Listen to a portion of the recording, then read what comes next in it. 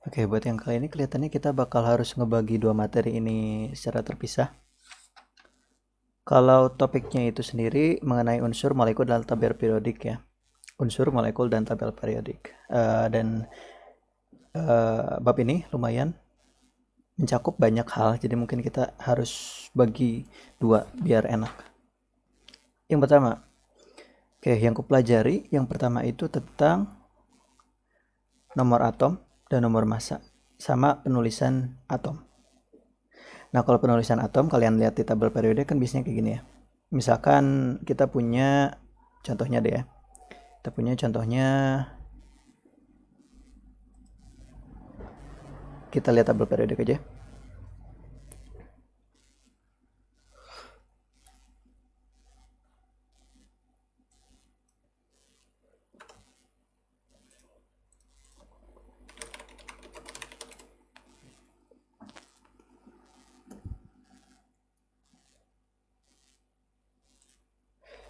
Nggak usah lihat tabel periode. Misalkan satu contoh yang paling gampang itu C. Nah gini, masing-masing dari bagian ini punya artinya masing-masing. Yang pertama, yang atas ini namanya nomor massa. Nomor massa. Dan yang ini namanya nomor atom. Nomor atom. Dan yang ini simbol atomnya. Simbol atom. Untuk nomor massa ini nunjukin jumlah dari proton ditambah neutron. Proton tambah neutron itu jumlahnya itu nomor massa. Kalau simbol atom ya jelas simbol yang mewakili atom yang terkait. Di sini ada huruf C sebagai perwakilan dari atom karbon. Terus nomor atom ini dia ngasih tahu kita jumlah protonnya. Nah, jumlah proton ini sekalian adalah sebuah identitas dari suatu atom. Ya, soalnya atom yang satu dan atom yang lain pasti beda protonnya. Protonnya pasti beda, jumlah protonnya pasti beda. Jadi nomor atomnya beda. Misalkan atom dengan nomor atom 1 dan nomor atom 2 itu udah jelas beda banget, ya. Nomor atom 1 itu atom hidrogen dan atom bernomor atom 2 tuh helium. Pokoknya proton itu jenis identitas dari suatu atom gitu lah. Yang semuanya pasti beda. Oke. Iya. Ada satu lagi konsep yang pasti sering kalian dengar, isotop. Isotop itu protonnya sama. Proton sama, neutron beda. Proton sama, neutron beda biasanya. Misalkan kita punya karbon yang tadi ya. Karbon yang tadi berapa? Itu jumlah proton sama neutronnya. Kita bisa lihat kalau protonnya itu ada 6 kan dari nomor atomnya. Nah, terus nomor masanya 12. Berarti kita bisa langsung tahu si neutronnya berapa. 12 kurang 6, 6 ya kan. Nah, terus kalau misalkan atom karbon terus si nomor masnya 13 gimana?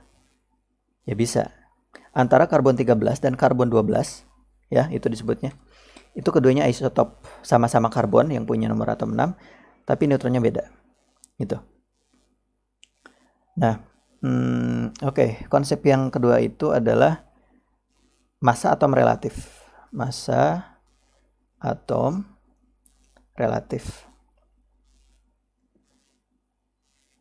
Nah, dasar dari kenapa pakai ada massa atom relatif ini adalah dulu ilmuwan itu nemuin suatu pola di mana mereka udah bisa ngebandingin massa antara satu atom dan atom yang lain. Dari situ mereka cuma bisa ngukur rasionya doang. Misalkan kalau misalkan kalian itu ngukur suatu berat dari NaCl, mereka selalu nemuin bahwa bukan NaCl. Misalkan mereka ngukur berat antara karbon sama hidrogen. Kalau diukur masanya itu bukan massa. Perbandingan massa rasionya itu karbon itu 12 kali lebih berat daripada hidrogen. Ya, tapi mereka nggak tahu persis masanya berapa. Nah, gara-gara itu mereka harus nyepakatin suatu sistem di mana kita bisa pakai sistem perbandingan itu dan diacukan ke satu standar massa yang bakal kita selalu pakai. Namanya itu atomic mass unit. Atomic mass unit. Nah, atomic mass unit ini menyatakan bahwa satu atomic mass unit atau selanjutnya disebut U aja ya, 1 U sama dengan massa dari 1/12 atom karbon. Kalau massa atom karbon berapa? Massa atom karbon. Oh ya, karbonnya ini karbon 12 ya, karbon 12. Salah satu isotop dari karbon. Massa atom karbon itu 12 U. Berarti kalau kayak gitu kita bisa tulis sebagai 1/12 massa atom karbon yaitu 12 U. Coret-coret. Nah, ini jadi 1 U. Itulah massa atom relatif. Oke. Nah, selanjutnya. Sebenarnya aku tuh tadi belajar tentang tabel periodik. Tabel periodik itu tabel yang dipakai buat nyusun suatu nyusun seluruh atom yang kita temuin ke dalam suatu pola yang bisa kita lihat. Kenapa bisa kayak gini? Dulu ada 2 ilmuwan sebenarnya yang pernah riset soal ini tuh. 2 ilmuwan. Yang pertama itu kalian pasti udah kenal. Yang pertama itu adalah Dmitri Mendeleev. Dmitri Mendeleev ini ya. Dan satu lagi ilmuwan Jerman namanya Mayer, cuman nama pertamanya apa ya? Mayer periodic table. Lothar Mayer. Lothar Mayer itu dan Dmitri Mendeleev itu sama-sama riset, sama-sama neliti tentang pola-pola yang terlihat di saat mereka ngukur atom, di saat mereka meneliti atom. Nah, dari situ mereka nemuin bahwa beberapa atom setelah diurutkan menurut nomor massanya yang tadi kita bahas, setelah diurutkan mereka tuh punya sifat-sifat yang berhubungan, yang mirip buat beberapanya. Misalkan kalau kalian cari di YouTube ya, aku pernah lihat kalau nggak salah ada reaksi antara logam natrium dan air. Logam natrium dengan air.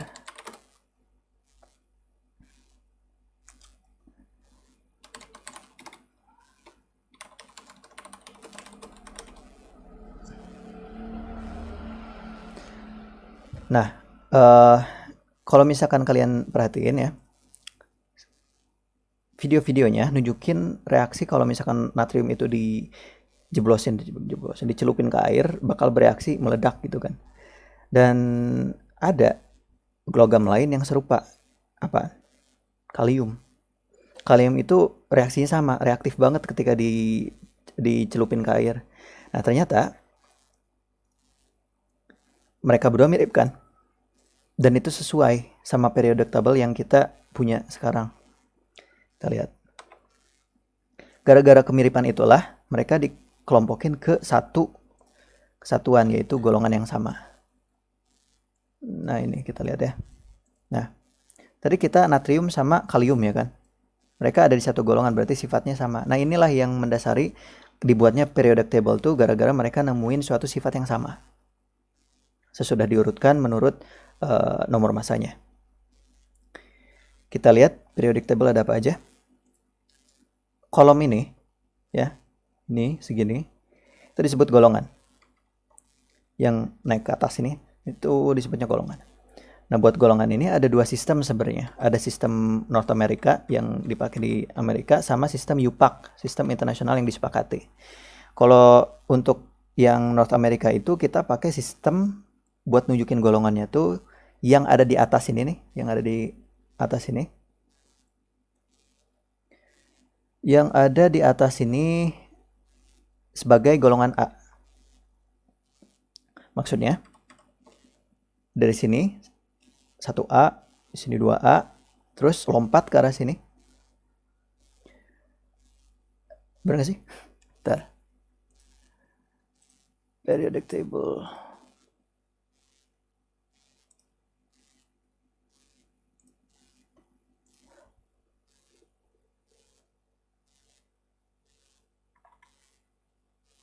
Benar. 1A, 2A, terus 3A di sini. 3A, 4A, 5A, 6A, 7A, terus 8A. Nah, ini sistem North America. Sedangkan kalau UPAC, oh iya, belum dijelasin yang di bawahnya ya. Yang di bawah ini semuanya bakal pakai B. Buat golongan transisi namanya. Di sini kita bakal pakai B. 1B, 2B, terus. Nah, sistem yang satu lagi atau sistem UPAC. Sistem UPAC itu kita ngurutin dari sini sampai sini terus. 18 kalau nggak salah itunya. Dari 1 paling kiri, terus 18 paling kanan. Jadi berurutan aja, nggak ada A, nggak ada B. Itu sistem UPAC perbedaannya. Nah, yang ini, yang ke nyamping ya. Yang nyamping itu di sini ke sana, ini ke sana, ini ke sana, ini ke sana, ini ke sana. Nah, yang nyamping itu namanya periode. Jadi kalau misalkan yang berdiri itu namanya golongan, dan yang nyamping itu periode. Ya, itu. Terus kalau kita lihat tabel periodik ada beberapa golongan. Dan golongan-golongan itu punya namanya tersendiri. Contohnya, golongan yang pertama, yang 1A. Kita sebut aja 1A, kita pakai sistem North America sekarang dulu. 1A ini disebut alkali metal. Alkali metal. Logam alkali. Dan 2A itu disebut alkali earth metal. Terus selanjutnya di paling sini itu ada halogen. Oh bukan halogen, gas mulia. Gas mulia. Terus ini kita punya halogen. Dan yang di sini, yang di tengah-tengah ini kita kenal sebagai logam transisi. Logam transisi. Gak rapih banget. Ini post transisi.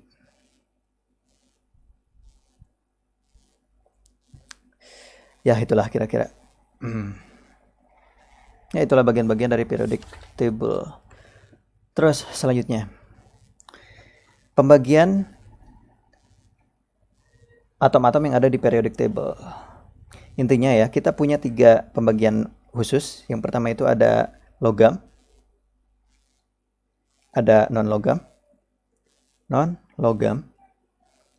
sama ada metalloid. Kalau kalian perhatiin, kebanyakan dari anggota tabel periodik itu logam. Kebanyakannya itu. Sebagian kecil itu non-logam dan sebagian kecilnya lagi ada metalloid. Sesuatu yang punya sifat di antara keduanya. Kita perhatiin dulu logam deh ya. Perhatiin dulu logam. Sifat-sifatnya ada beberapa. Oke, saat kepikir logam, kalian kepikir apa? Misalkan uang koin GoPay ya, uang koin 500 perak. Kalian pasti kepikiran mengkilap kan? Mengkilap. Logam itu mengkilap. Terus apa lagi? Gampang menghantarkan listrik atau konduktor listrik yang baik. Terus kalian kepikiran apa lagi? Konduktor panas yang bagus juga. Ya, makanya kita pakai logam buat masak-masak. Konduktor panas baik. Terus ada sifatnya yang padat di suhu ruangan. Padat di suhu ruangan paling kecuali itu ya, merkuri. Kecuali Hg. Itu paling ya. Terus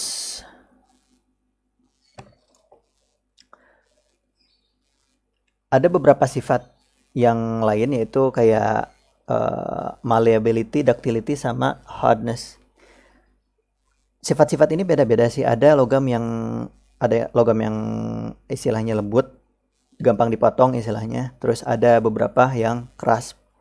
Terus ada beberapa yang gampang dimodifikasi bentuknya, agak kayak karet dan dipanjangin kayak kabel kayak gitu. Ada sih. Cuman kelihatannya bakal banyak banget yang harus disebutkan dan masing-masing itu punya ciri khasnya sendiri. Mungkin ada aja. Kalau non logam, kita lanjut ke non logam. Non logam itu kebaliknya. Jadi hampir semua sebaliknya dari sifat-sifat yang kita punya dari logam. Terus gitu aja ya, metaloid. Metaloid itu atom yang punya sifat di antara logam dan non logam. Ini tuh biasanya dipakai di transistor dan pokoknya alat-alat elektronik. Terus kita bakal kenal sama yang namanya senyawa ionik. Senyawa ionik. Nah, yang namanya senyawa ionik ini terjadi ketika ada atom logam dan non logam biasanya. Logam plus non logam.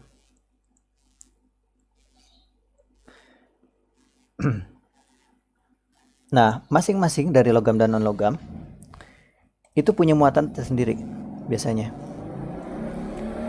Kita lihat ya.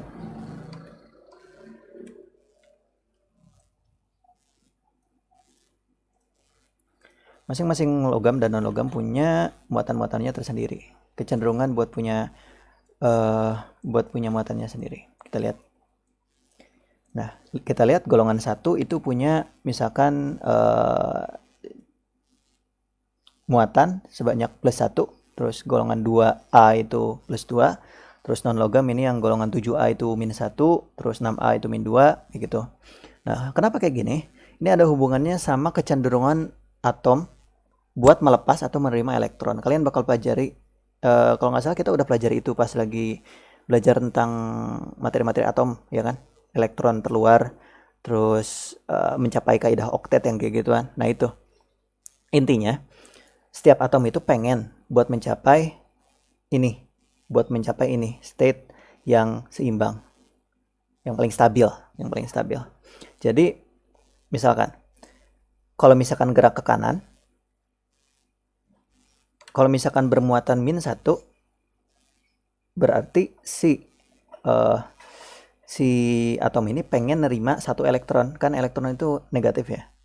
Terus kalau min 2 itu pengen menerima min 2, soalnya 2 langkah dari sini kan. Tek tek. Terus ini min 3 pengen menerima 3 elektron. 3 langkah dari sini. Ya.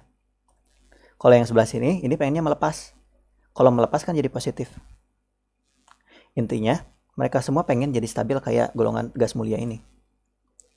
Itulah kenapa muatan-muatannya sedemikian rupa. Gimana caranya kita bisa pakai apa yang kita tahu ya? Misalkan kita disuruh buat menentukan senyawa ionik yang terbentuk dari atom Na dan O. Kira-kira apa yang terbentuk? Kita perhatiin, Na itu ada di sebelah sini. Dia punya muatan plus 1. Na plus. Ditambah O-nya ada berapa muatannya? Min 2 ya kan? O 2 min. Itu. Nah, satu aturan yang perlu kita ingat itu bahwa senyawa ionik itu seimbang muatannya. Dia tuh pengen seimbang. Gimana caranya kita bisa bikin kedua muatan ini seimbang? Gampangnya mah ditukar antara si muatannya sama jumlah atom temannya. Oke, kita lihat ya. Na plus ditambah O2 min. Kita pengen tahu nih, kita perlu berapa Na. Nah, berarti kita harus nyari muatan temannya. Muatan temannya itu 2 min. Ya, berarti kita pakai 2 itu buat nentuin jumlah Na. Berarti Na2. Ditambah, bukan Na2, enggak ditambah lagi dong. Terus yang O, kita pengen berapa O sih? Nah, berarti kalau kayak gini, temannya tuh punya 1 plus muatannya. Berarti kita cuma perlu 1 atom oksigen. Dan itu kalian bakal nemu ada Na2O. Coba kita lihat ya, Na2O ada nggak? Iya, sodium oxide ada ternyata. Begitu juga kalau misalnya kalian coba pakai atom lain antara logam dan non logam pokoknya. Misalkan apa ya? Hmm, oke. Kita coba MgCl ya. Mg ditambah Cl. Mg itu muatannya berapa? 2 plus ditambah Cl itu muatannya 1 min. Kita pengen tahu Mg itu harusnya berapa nanti hasil akhirnya. Kita lihat muatan temannya. 1 min, berarti cuma ada 1. Kalau Cl ya 2. Soalnya si Mg temannya itu punya muatan 2 plus. Berarti di sini harus 2 juga. Intinya kita tukar biar keduanya seimbang. Ya. Make sense saja gitu kan. Mg itu punya muatan 2 plus. Terus Cl itu punya muatan 1 min.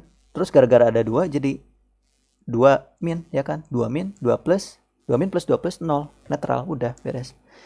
Gitu jadinya kalau misalkan kalian mau bikin itu nentuin senyawa akhir yang terbentuk bakal kayak gimana dari sebuah logam dan non logam. Ingat bahwa ini tuh seimbang. Gitu aja. Ya, begitu. Dan ada beberapa aturan yang perlu dipatuhin, kayak yang pertama itu positif duluan. Ini udah kebiasaan yang dipakai di seluruh dunia sekarang. Terus ya udah sih itu aja. Pastiin positif duluan. Udah buat itu sementara udah dulu kelihatannya. Terus selanjutnya kita bakal coba buat bahas penamaan tata nama dari senyawa ionik.